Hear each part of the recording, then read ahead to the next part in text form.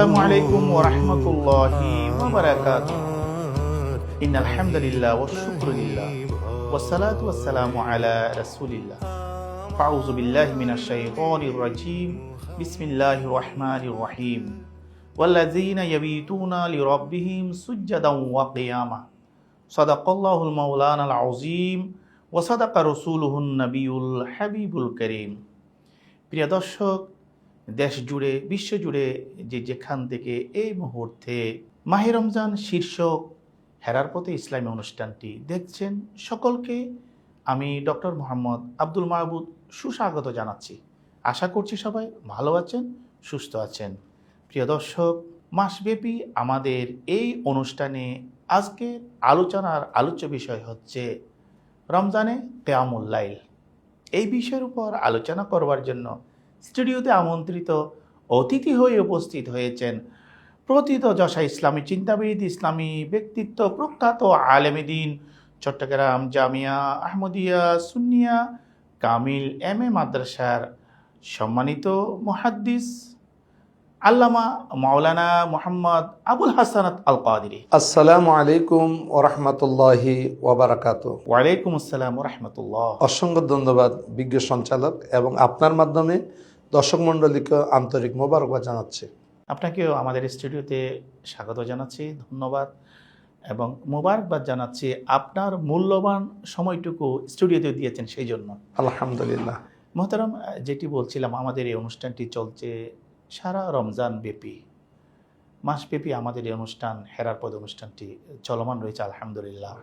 তো আজকের আমাদের বিষয়বস্তু যেটি কিয়ামুল লাইল, রসুল করিম রউফ রহিম সাল্লাল্লাহু আলাইহি ওয়াসাল্লাম হাদিসে পাকে ঘোষণা করেছেন, মান কামা রমাদানান ঈমানান ওয়া ইহতিসাবা গুফিরা লাহু মা তাকাদ্দামা মিন যামবি।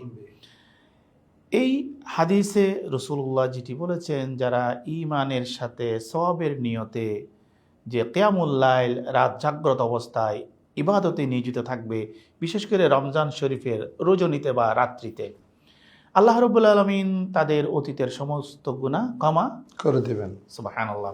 এভাবে অসংখ্য ফজায়েল ফজিলত রয়েছে, যেহেতু এটি মহিমান্বিত মাস, বরকতময় মাস। রাসূলুল্লাহ সাল্লাল্লাহু আলাইহি ওয়াসাল্লামের নির্দেশনা হচ্ছে যে রমজান শরীফের শেষ দশক, এখানে মোবারক রাত রয়েছে, হাজার মাসের চেয়েও শ্রেষ্ঠ রাত রয়েছে, এবং বেজুর রজনীতে মহিমান্বিত রাত তালাশের নির্দেশনা এসেছে রাসূলুল্লাহর পক্ষ থেকে। তা আজকে যে কিয়ামুল লাইল, এই যে আমাদের বিষয়বস্তু, কিয়ামুল লাইলের উপরে আপনার আলোচনাটুকু রাখুন। ধন্যবাদ আপনাকে। অত্যন্ত গুরুত্বপূর্ণ দিকগুলো আপনি বর্ণনা করেছেন। সর্বপ্রথম আমাকে যেতে হবে কিয়ামুল লাইল বলতে আমি কি বুঝি।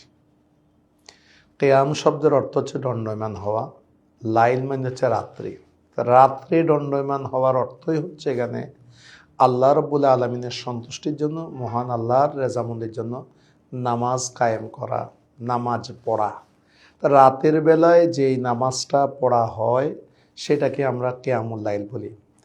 এটা যদি রমজানের সাথে সম্পৃক্ত তা নয়, এশার নামাজের ফরজ আদায় করার পরে সাহারি পর্যন্ত, অর্থাৎ শোভে সাদিকের আগ পর্যন্ত যে কোনো প্রকারের নফল নামাজ, সেটা একাকী হোক, সেটা বা জামাত হোক, সেই ক্ষেত্রে এটা সলাতে তারাবি হোক, সেটা তাহাজ্জুদ হোক, অথবা অন্য যে কোনো নফল নামাজ হোক, এটাকেই বলা হয় কিয়ামুল লাইল। রসুল খুদা সাল্লাল্লাহু আলাইহি সাল্লাম যার রেওয়ায়াত বুখারী শরীফের মধ্যে এসেছে, যেটা আপনি সূচনাতে বলেছেন, সর্বজন স্বীকৃত এবং সহি বিশুদ্ধ হাদিস, সেটা হলো মান কামা রমাদানা ঈমানান ওয়া ইহতিসাবান গুফিরা লাহু মা তাকাদ্দামা মিন যামবি। এখানে রসুল করিম সাল্লাল্লাহু আলাইহি ওয়াসাল্লাম রমাদান শরীফকে বিশেষভাবে বিশেষায়িত করেছেন কিয়ামুল লাইলের ক্ষেত্রে। তো এখানের মধ্যে নিয়ত দুটি থাকতে হবে, একটা হচ্ছে সওয়াবের নিয়তে, আরেকটা দৃঢ় বিশ্বাসী হয়ে যে ব্যক্তি রমজান শরীফের মধ্যে দাঁড়াবে, তার জীবনের সমস্ত গুনাহ মাফ করে দেওয়া হবে, মানে তার জীবনের সমস্ত সগীরা গুনাহ মাফ করে দেওয়া হবে। কিন্তু সেখানে যদি কেউ তওবা করে থাকে, ইখলাসের সাথে তওবা করে, মহান আল্লাহ রাব্বুল আলামিনের কাছে যদি তিনি তওবা করে প্রার্থনা করে, তাই আশা করা যায় তার জীবনের কবিরা সগীরা সমস্ত গুনাহ আল্লাহ হাদিসের তাআলা ভাষায় মাফ করে ইহতিসাবান দিবেন। শব্দের অর্থ হচ্ছে সেটি। হ্যাঁ, এহতেসাব শব্দ অর্থ হচ্ছে সওয়াবের নিয়তে, সওয়াব প্রত্যাশী হয়ে, সেটা ওই নিয়তে যদি সে দাঁড়িয়ে যায়, কাউকে দেখানোর উদ্দেশ্য নয়, কাউকে শোনানোর উদ্দেশ্য নয়, হ্যাঁ, সেটা যদি উদ্দেশ্য থাকে একমাত্র রেজা এলাহি, তাহলে তার জীবনের সমস্ত গুনাহ আল্লাহ মাফ করে দিবেন। সাথে যদি তওবা থাকে তাহলে কবিরা গুনাহ মাফ করে দিবেন। কোরআনের আলোকে কিয়ামুল লাইল নিয়ে বলুন। কোরআনে কারীমের মধ্যে আল্লাহ রাব্বুল আলামিন যেমন সূরা যারিয়াত এর মধ্যে আলোচনা করেছেন, যেখানে জান্নাতি মুত্তাকিদের ফজিলত বর্ণনা করা হয়েছে, তারা কি কারণে জান্নাতি। সূরা যারিয়াত শরীফের 16 থেকে 18 নম্বর আয়াতে আল্লাহ রাব্বুল আলামিন সেই কারণ উল্লেখ করেছেন। বিসমিল্লাহির রহমানির রহিম। ইন্নাহুম কানু ক্বাবলা যালিকা মুহসিনিন কানু কলিলাম মিনাল লাইলি মা ইয়াহজাউন ওয়াবিল আসহারি হুম ইস্তাগফিরুন। সুবহানাল্লাহ। আল্লাহ রাব্বুল আলামিন সূরা যারিয়াত শরীফের মধ্যে ইরশাদ করতেছেন যে ইন্নাহুম কানু ক্বাবলা যালিকা মুহসিনিন, ইতিপূর্বে জান্নাতে প্রবেশের পূর্বে এরা ছিল মুহসিন।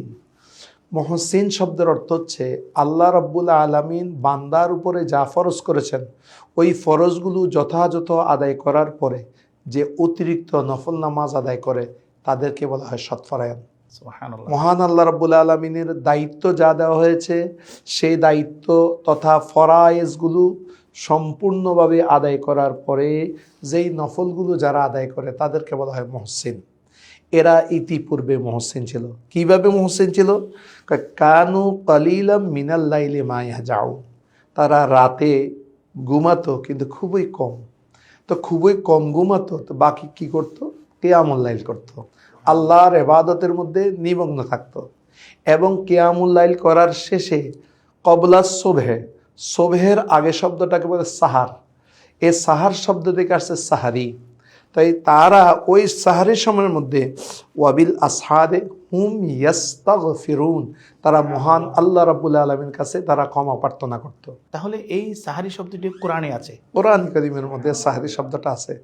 ওয়াবিল আসহারে হুম ইয়াস্তাগফিরুন, তারা মহান আল্লাহ রাব্বুল আলামিনের কাছে ক্ষমা প্রার্থনা করত। সেই সময় কেন চাইতো?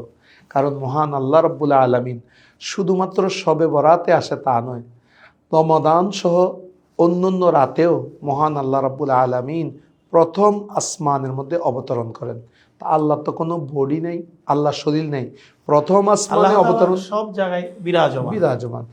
আল্লাহ তো বডি নেই, আল্লাহ প্রথম আসমানে নেমে আসেন। এটার অর্থটা কি?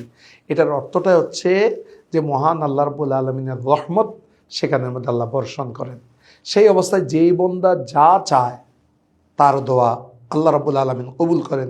অতএব যারা কিয়ামুল লাইল করার পরে এই গভীর রজনীতে মহান আল্লাহ তাআলার দরবারে প্রার্থনা করে তাদের দোয়া আল্লাহ দরবারে কবুল হয়ে যায়। আর তো রমাদান শরীফের মধ্যে যা চায় আল্লাহ দেওয়ার জন্য বেকুল থাকে। আল্লাহ, ডক্টর ইকবালের ভাষা আমি বলি, হাম তো মাইল বা করম কোই সাইল হি তো নেই, রাহ দেখলাও কিসে রাহবারে মঞ্জিল হি তো নেই। আল্লাহ হারানো বন্দাগুলোকে তালাশ করেন, যে খোঁজে আল্লাহ তাকেই দিয়ে থাকেন। ওই গভীর রজনীতে যখন কিয়ামুল লাইলের পরে আল্লাহর কাছে প্রার্থনা করা হয় সেই দোয়া আল্লাহ দরবারে কবুল হয়ে যায়। মোহতারাম, আরেকটি বিষয় আপনি আমাদেরকে বলুন দর্শক শ্রোতার উদ্দেশ্যে, সেটি হচ্ছে রাসূল করিম সাল্লাল্লাহু আলাইহি ওয়াসাল্লামের কিয়ামুল লাইল কোন ধরনের বা কিভাবে কিরকম ছিল? ধন্যবাদ। আমরা কিয়ামুল লাইল বর্তমানে যেভাবে করি, রাসূল করিম সাল্লাল্লাহু আলাইহি ওয়াসাল্লাম হাদিসে পাকের মধ্যে পাওয়া যায় যে রাসূল করিম সাল্লাল্লাহু আলাইহি ওয়াসাল্লাম সর্বোচ্চ কিয়ামুল লাইল করেছেন 3 দিন। 3 দিনের উপরে বর্ণনা পাওয়া যায় না। চতুর্থ দিনও সাহাবায়ে কেরাম অপেক্ষা করেছেন। প্রথমবার রাসূল করিম সাল্লাল্লাহু আলাইহি ওয়াসাল্লাম নামাজ পড়ছেন, কিছু সাহাবায়ে কেরাম এসে ওনার পিছনে ইক্তেদা করেছেন প্রথম রজনীতে। এরা যারা ইক্তেদা করেছে বাকিদেরকে যায় সেটা বলছে। সাহাবায়ে কেরাম তো ইবাদতের জন্য পাগল পারা ছিল। দ্বিতীয় রাতে আরও বেশি মানুষ বেড়ে গেল। এরা গিয়ে আবার তাদের সাথীদেরকে বলেছে। তৃতীয় রাতে মসজিদ ভরপুর, রাসূল করিম সাল্লাল্লাহু আলাইহি ওয়াসাল্লাম তৃতীয় রাত্রেও বের হয়েছেন, কিয়ামুল লাইল করেছেন। এরপরে চতুর্থ রাত্রে দেখা গেল, এখানে কিয়ামুল লাইল বলতে কি তারাবিহকে বোঝানো হয়েছে? এখানে কিয়ামুল লাইল, এই কিয়ামুল লাইলকে পরবর্তীতে তারাবিতে রূপান্তরিত হয়েছে। রসুল করিম সাল্লাল্লাহু আলাইহি ওয়াসাল্লামের তারাবির সূচনা এটাই।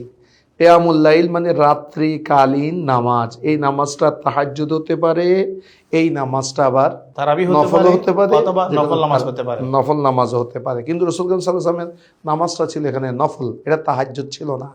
অতএব এটার উপরে কিয়াস করে তারাবির নামাজ আসছে। আপনি একটা বিষয় বলছেন আমাদের আলোচনার মাঝখানে, তাহাজ্জুদ এবং কিয়ামুল লাইল, এটা নিয়ে একটু বলুন। কিয়ামুল লাইল শব্দটি সব কিছুকে বোঝায়, এটা আম শব্দ। আর তাহাজ্জুদ এটা আলাদা খুসুসি এক নামাজ। ফাতাহাজ্জাদ বিহি নাফিলাতাল লাক আসা আইয়া বাসাকা রাব্বুকা মাকামান মাহমুদা, এটা রাসূল করিম সাল্লাল্লাহু আলাইহি সাল্লামের জন্য অতিরিক্ত একটা ফরজ। নাফিলাতাল লাক মানে এই 5 ওয়াক্ত নামাজের পরে রাসূল করিম সাল্লাল্লাহু আলাইহি সাল্লামের উপরে আল্লাহ রাব্বুল আলামিন রাসূলুল্লাহর উপরে সে তাহাজ্জুদটা ফরজ করেছেন, কিন্তু উম্মতের জন্য সেটা ছিল নফল বা রাসূল করিমের কর্ম হিসেবে সুন্নাত। এটাকে আমরা নফলও বলতে পারি আমাদের জন্য, এটা রাসূলুল্লাহর কর্ম হিসেবে আমরা সেটাকে সুন্নতও বলতে পারি। তবে এখানে একটা পার্থক্য আছে যে কিয়ামুল লাইলের জন্য নিদ্রা যাওয়া শর্ত নয়, কিন্তু তাহাজ্জুদের জন্য নিদ্রা যেতে হয়। এই পার্থক্যটাই এখানে। অতএব কিয়ামুল লাইল যেমন আমরা সালাতু তারাবি পড়ছি, এটা আমরা নিদ্রা যাওয়ার পরে নয়, এশার নামাজের পরে পড়তে পারি। কারণ কিয়ামুল লাইলের সময় হলো এশার নামাজের পর থেকে সুবহে সাদিকের আগ পর্যন্ত সময়ের মধ্যে কিয়ামুল লাইল করা যায়। অর্থাৎ ঈশার নামাজ যে ফরজ আছে, এই ফরজের পর থেকে কিয়ামুল লাইলের সময় শুরু। মুহতারাম, সময় হয়েছে বিজ্ঞাপন বিরতিতে যাবার। বিজ্ঞাপন বিরতি থেকে আসার পর আপনার কাছ থেকে আমরা আরও বিস্তারিত শুনব। প্রিয় দর্শক, সময় হয়েছে বিজ্ঞাপন বিরতিতে যাবার। ততক্ষণ আপনাদের প্রিয় ইসলামী অনুষ্ঠান হেরার পথের সাথেই থাকুন। لبيك اللهم لبيك لبيك لا شريك لك لبيك إن الحمد। দুই প্রমাণ গ্রুপের পক্ষ থেকে আপনাদেরকে আন্তরিক শুভেচ্ছা ও অভিনন্দন জানাচ্ছি। আমাদের এই দুই প্রমাণ গ্রুপে যাত্রা শুরু হয় 2012 সাল থেকে। হজ, উমরা, টিকিট, ভিসা সকল সার্ভিসগুলো আমরা এই একই ছাতার নিচে দিচ্ছি। আপনাদের এই সেবাগুলো গ্রহণ করার জন্য আমাদের পরিবার, এই দুই প্রমাণ পরিবারের সাথে আপনারা আস্থা রাখতে পারবেন, সেই প্রত্যাশা আপনাদের প্রতি রাখছি। আসসালামু আলাইকুম ওয়া রাহমাতুল্লাহি ওয়া বারাকাতুহু। لبيك اللهم لبيك لبيك اللهم لبيك لبيك لا شريك لك لبيك إن الحمد। দুই প্রমাণ গ্রুপের পক্ষ থেকে আপনাদেরকে আন্তরিক শুভেচ্ছা ও অভিনন্দন জানাচ্ছি। আমাদের এই দুই প্রমাণ গ্রুপে যাত্রা শুরু হয় 2012 সাল থেকে। হজ, উমরা, টিকিট, ভিসা সকল সার্ভিসগুলো আমরা এই একই ছাতার নিচে দিচ্ছি। আপনাদের এই সেবাগুলো গ্রহণ করার জন্য আমাদের পরিবার, এই দুই প্রমাণ পরিবারের সাথে আপনারা আস্থা রাখতে পারবেন, সেই প্রত্যাশা আপনাদের প্রতি রাখছি। আসসালামু আলাইকুম ওয়া রাহমাতুল্লাহি ওয়া বারাকাতুহু। لبيك اللهم لبيك। বিজ্ঞাপন বিরতির পর আবারও ফিরে আসলাম আপনাদের প্রিয় ইসলামী অনুষ্ঠানে। আপনি মুহতারাম যেটি বলছিলেন, রাসূল করিম সাল্লাল্লাহু আলাইহি ওয়াসাল্লামের কিয়ামুল লাইল বা তাহাজ্জুদ বা তারাবি, যেটি নিয়ে আপনি বলছিলেন, সেই বিষয়ে আপনি বিস্তারিত বলুন। হ্যাঁ, আমি যেটা বলেছিলাম যে রাসূল করিম সাল্লাল্লাহু আলাইহি ওয়াসাল্লাম 3 দিন করেছিলেন। 3 দিন করার দিন চতুর্থ রাতের মধ্যে রাসূল করিম সাল্লাল্লাহু আলাইহি ওয়াসাল্লাম হুজরায়ে পাক থেকে বের হননি। সকালবেলা ফজরের নামাজ পড়ার পরে রাসূল করিম সাল্লাল্লাহু আলাইহি ওয়াসাল্লাম সাহাবায়ে কেরামকে উদ্দেশ্য করে বললেন, আমি জেনেছি, আমি দেখেছি তোমরা মসজিদে বরফুর ছিলে কিয়ামুল লাইলের জন্য, কিন্তু আমি বের হইনি। কেন বের হইনি জানো? আমি যদি রেগুলার সে কিয়ামুল লাইল করি তাহলে সেটা তোমাদের উপরে ফরজ হয়ে যাবে, আর ফরজ হলে সেটা তোমাদের উপরে কষ্টকর হয়ে যাবে, তোমরা পালন করতে পারবে না। আপনি আরেকটা বিষয় বলছিলেন, সেটি হচ্ছে তাহাজ্জুদ। কিয়ামুল লাইলের জন্য ঘুম বা নিদ্রাতে থেকে জাগ্রত শর্ত নয়, কিন্তু তাহাজ্জুদের জন্য শর্ত। কেউ যদি নিদ্রা না গিয়ে, ঘুম না গিয়ে পড়েন তাহাজ্জুদ, এই বিষয়ে শরীয়তের ফয়সালা কি? কিন্তু এটাতে তাহাজ্জুদ না, এটা কিয়ামুল লাইল হিসেবে ধরা হবে, কারণ তাহাজ্জুদটা হবে নিদ্রার পরে। তাহাজ্জুদের অর্থ হচ্ছে ঘুমাইতেই হবে, হ্যাঁ, নিদ্রার পরে ঘুম থেকে জাগ্রত হয়ে তাহাজ্জুদটা পড়বে। এটা হলো নিয়ম। রাসূল করিম সাল্লাল্লাহু আলাইহি ওয়াসাল্লাম এই রাতের কিয়ামুল লাইলের প্রতি উম্মতকে উদ্বুদ্ধ করেছেন। হাদিসে পাকের মধ্যে রয়েছে, যেমন রাসূল করিম সাল্লাল্লাহু আলাইহি ওয়াসাল্লাম বলেছেন, যেটা সহিহ ইবনে খুজাইমা, সহিহ তিরমিজি শরীফ, যেটা জামে সুনান, সেখানের মধ্যে এই হাদিসটি বর্ণিত হয়েছে মাওলা আলী শের খোদা রাদিয়াল্লাহু তাআলা আনহু থেকে। রাসূল করিম সাল্লাল্লাহু আলাইহি ওয়াসাল্লাম ইরশাদ করেছেন, আলাইকুম বিকিয়ামিল লাইল, তোমাদের উপরে এটা অবধারিত রাতের বেলায় নামাজ পড়া অবশ্যই। হ্যাঁ, আবশ্যিক। আবশ্যিক মানে এখানে ফরজ নয়, এখানে আপনার গুরুত্ব প্রদান করেছেন। আমাদের অনেক ভাইয়েরা একটা কথা বলে, জিনিসটাকে হালকা করে দেয়। তারা বলে যে তারাবি কিয়ামুল লাইলের সাথে রোজার কোনো সম্পর্ক নাই। এ কথা বলে যে সমস্ত মানুষগুলো নামাজ পড়ে না তাদের জন্য একটা সুযোগ করে দেয়। তখন তারা আর মসজিদেই আসে না, তারা এশার নামাজ পড়ে রোজাটা রেখে দেয়। অতএব যে সেই জিনিসটাকে তারা এই সমস্ত কথা বলে হালকা করে ফেলে। কিন্তু রাসূল করিম সাল্লাল্লাহু আলাইহি ওয়াসাল্লাম হালকা করেননি, বরং সাহাবায়ে কেরামকে উদ্বুদ্ধ করেছেন, সমস্ত উম্মতকে কিয়ামুল লাইল করার জন্য উদ্বুদ্ধ করেছেন। রাসূলুল্লাহ বলেছেন, আলাইকুম, তোমাদের উপরে এটা অবধারিত, তোমাদের দায়িত্ব বিকিয়ামিল লাইল ফাইন্নাহু দাআবুস সলিহিন ক্বাবলাকুম, তোমাদের পূর্বে যারা সলেহ ছিল, নেককার ছিল, এই সমস্ত ফরহেজগার ব্যক্তিগণ, সৎকার ব্যক্তিগণ, এটা ছিল তাদের আদর্শ। দাআবুন, এটা তাদের আদর্শ ছিল, এটা তাদের কর্মরীতি ছিল। অতএব ওয়াকুনু মাস সাদিকিন, তোমরা সাদিক দিন সাথে হয়ে যায়, এটা তাদের দাব ছিল। এবং রাসূল সাল্লাল্লাহু আলাইহি ওয়াসাল্লাম এটাও বলেছেন যে ওয়া কুরবাতুন ইলাল্লাহ, এই কিয়ামুল লাইলটা এটা আল্লাহর বান্দাকে আল্লাহর সামনে দিয়ে নিয়ে যায়, নৈকট্য অর্জনের একটা মাধ্যম। ওয়া মুনহাতুন আনিল ইসমে, এবং গুনাহ থেকে এটাকে বিরত রাখে। একটা বান্দা যখন কিয়ামুল লাইল করে তার অন্তরটা রব্বে জুল জালালের দিকে ধাবিত হয়ে যায়।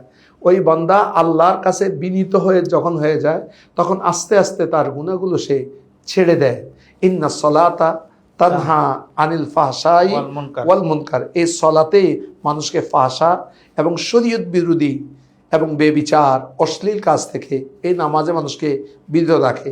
এটার মধ্যে অনন্য ভূমিকা রাখে কিয়ামুল লাইল, যেটা রাসূল করিম সাল্লাল্লাহু আলাইহি ওয়াসাল্লাম বলেছেন ওয়া মানহাতুন আনিল ইসমে।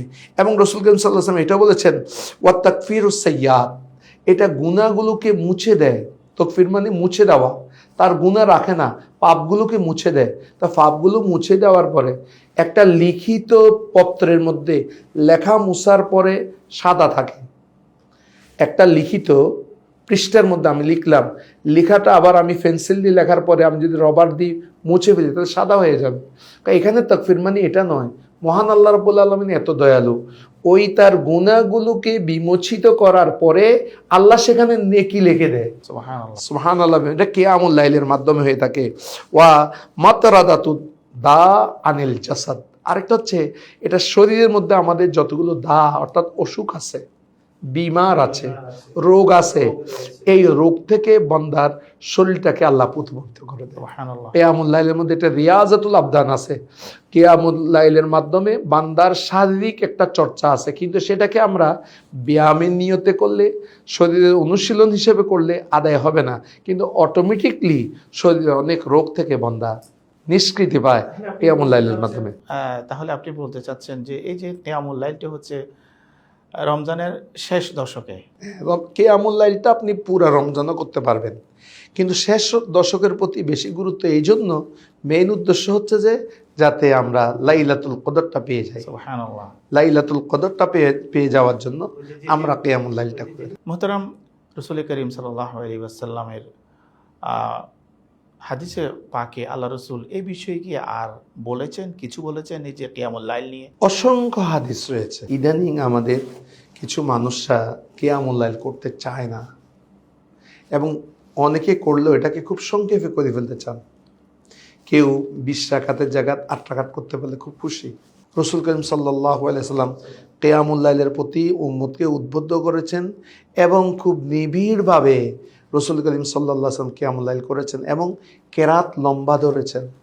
কোরআনে কারীমের 100 আয়াত 1 রাকাতে পড়েছেন। আমরা কয় রাকাত পড়ি?